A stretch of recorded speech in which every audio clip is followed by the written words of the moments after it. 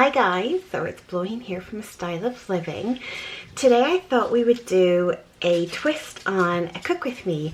I mentioned in my last video that I had recently started to home make the vast majority of my pet food.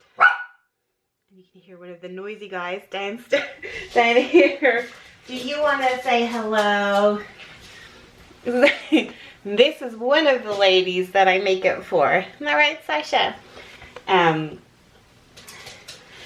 Yes, I recently mentioned that I had started to home make my pet food, and today I thought it might be interesting to share with you one of the meals that I batch make for my puppy, Sasha, and for my two cats, Ferdinand and Ivory. My reasons for switching to homemade food are kind of simple. My two cats are very fussy eaters, especially when it comes to wet food. I feed both the cats and my dog a combination of wet and dry food throughout the day and the year. And they also get, well, Sasha gets treats occasionally too. The cats do not like them, so I don't give them to them. But because the cats are such fussy eaters, and I was noticing that, especially with the wet food, I was throwing out large quantities of it. They would literally have a bite or two and eat no more, regardless of what I bought or tried. Sasha recently turned 1, and literally the day after her birthday, she had this very, very scary, continuous episode of very unpleasantness, both ends. Let's just put it there. It really frightened us. Obviously, we took her immediately to the emergency vet, and she sort of deduced that she just has a very sensitive stomach, and that a diet that was more sort of controlled and less sort of influenced by shop-bought food for her would be better. And so we switched to, for her, a diet that largely consists of rice, vegetables, and some form of protein. And for the cats then, I tried them on the vegetables, they did not like them. So it's largely, their diet consists of some forms of protein, generally chicken or fish of some description. And they also get dry food, which they do like. You can see Ivory. Oh, you can't quite see her. She's just jumped up. There's a feeding station for the two cats right behind me. So today I am going to be batch cooking meals for the two different types. I thought it might be interesting to share that with you. So today I'm going to be cooking up some chicken for Sasha and the two cats. Sasha will also get rice and some carrots and parsnips. So every week I buy, it depends on what I'm doing that week for them. But so this week is chicken, as you can see, and I have got 500-gram packets of chicken, and this will obviously be divided between the 3 of them over the course of the week. I've got all my pots out, and I'm going to start to put it all on to cook. As you've probably guessed, everything here is going to be boiled. So boiled chicken, boiled rice, boiled vegetables. Here I'm just separating out the chicken between 2 pans. The only reason I'm doing it between 2 pans is because I don't have one big enough that will cook all the chicken at one time. I'm going to fill both pans with water until the chicken is covered maybe by an inch of water above where the chicken stops. And once it's brought to the boil, I am going to boil it for 10 minutes. The same for the rice, and I generally do the chicken on high, but once my rice has come to the boil, I turn it down to sort of a very low setting so that it doesn't burn, and all 3 of these pots get boiled for about 10 minutes. And then once the 10 minutes has elapsed, the chicken sits in the water covered with the lid for the pot for a further 10 minutes. and the rice sits covered again for a further 20 minutes. With the vegetables, depending on what I'm cooking, obviously today it's carrots, parsnips, and then later green beans.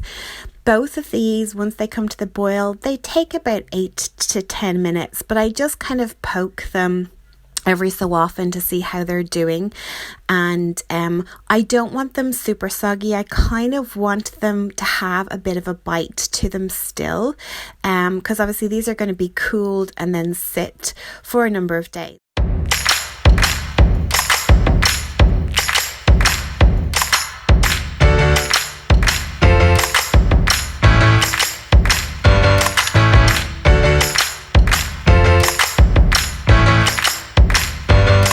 I previously mentioned and showed you that I use 5 packets of 500 grams of chicken to do this particular batch.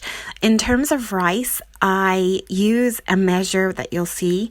It holds 100 milliliters and I use 4 of these. This is just really true trial and error, how much rice I feel like sort of balances whatever I happen to be batch cooking. Tilly absolutely loves it, so I feel like the 400 mil as such is a good amount for this particular batch. But again, you might need to use trial and error depending on what preferences your pet has. Prepping the veg is super simple, and it's exactly what I would do as if I was just cooking for James and I. I peel the carrots and the parsnips and I chop them up into little circles. Is that a technical cooking term? Sometimes I might halve or quarter the circles if it's a particularly large carrot or parsnip, just something that's somewhat bite-sized for her, and is obviously easy to digest in the sense that, you know, she doesn't have a huge amount of chewing to do, because she loves this so much. I wonder sometimes if she just inhales. So here is everything sort of cooking away. Now once these have reached their timer, this is the timers for the rice and the chicken, they will then just get covered and the rice will sit for 20 minutes and the chicken a further 10. And I know right now it looks like the chicken is not cooking on top and won't, but miraculously it does. The carrots have literally just had their water put in, so they will obviously take a while longer. And I realized as I was putting the carrots in the pot that I also add green beans generally to Sasha's sort of mix, so I'll put those on as soon as I have a free ring. I'm at the stage where everything is cooked / slightly cooled except for the green beans. They're just finished, and I'm going to start assembly now. So I normally focus on Sasha's food first. So what I do is I have this large mixing bowl. This one comes from IKEA, and I basically just cut and toss everything into this and mix it up.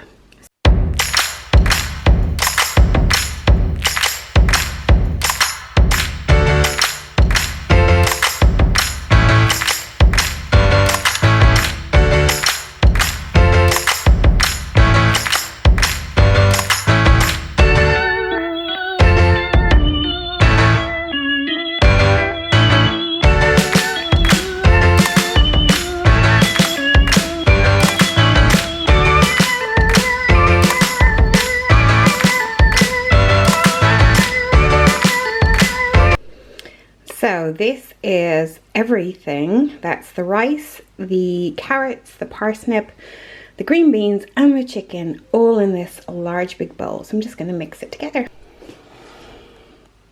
And this is what it looks like when it's all mixed together. So what I'm going to do now is I have 2 long lunch boxes for Sasha. I divide it in half. I freeze one and I keep the other one in the fridge. And I do the same for the cats. So I cut up their chicken, I divide it between 2 further lunch boxes, I freeze one, and I keep one in the fridge. And this generally lasts us sort of 6 to 7 days, bearing in mind that in addition to this, They both have dried food as well. Occasionally for the cats, I'll mix it up during the week and they'll have some tuna or some other protein alternatively as well. I feed my pets 3 times a day, so they all eat 3 small meals a day, so essentially breakfast, lunch and dinner. As I mentioned, Sasha does get snacks and treats. For her, snacks generally consist of raw carrot, a piece of cheese. We get these like gravy bones from the pets shop, and some, they're like called pedigree smackaroos. They're like a meat treat, and she also gets the dentist sticks as well. As I said, my cats do not like treats at all. I have tried them on them. They do not like vegetables either, or pastas, potatoes, rice, any of those kind of carbohydrates, so I don't bother putting it in. They do have, stop, she smells the food and she wants it, she loves it that much. They do have dry food as well, constantly on their feeding station, and of course fresh water everywhere. We have a couple of water stations throughout our house because our pets roam freely. We don't limit them to any one area or floor. So yeah, that is, as I said, one type of batch meal that I home make for our pets, and I generally do this once a week. I have found, don't be naughty. I have found when I compare the price of buying all the chicken / protein, rice or pasta, whatever it happens to be, and vegetables for the 3 of them versus buying like sort of store-bought wet food or pet food, that this does actually save us a little bit of money. Not a huge amount, but a little bit. And to be honest, they all love it. There are clean plates, which in turn, the biggest bonus I have found for me is, well, 1, Sasha's digestive problems are sorted, which is amazing. 2, the cats actually clear their little bowls, which in turn means I don't have a problem with flies. During the spring and summer, it was always the case that obviously the uneaten wet food, if I didn't immediately get to throw it away, it would attract flies into the house, and of course they would lay eggs and disgusting stuff and all of that. And the smell as well, and the heat when the wet food would sort of, like, even within minutes of them finishing their meal, would start to smell horrendously. I have none of that now because they clear their plates, which is brilliant. So, and sort of an additional cost saving. I will do up a blog post with the times and the types of things that I include in their meals, so that you can print it out and easily have it, so you don't have to rewatch this video every time. If you enjoyed this video, please give it a thumbs up.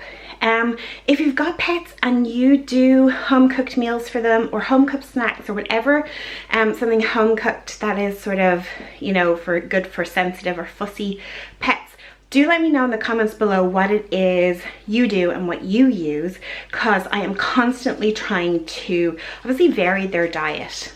And the idea with freezing one and having another is that when I batch cook, at least I always have something prepared. But I do try to vary it, you know, every few days, every week. Sorry, I'm hugely out of breath. As some of you will know, I am 6 months pregnant, and my child, my baby, is like pushing my lungs out my nostrils at the moment. So I am very short of breath. But I'm just gonna chop up the chicken for the cats, let it all cool down, and then store it. But yeah, thanks so much for watching, guys. Bye, and subscribe if you would really like to.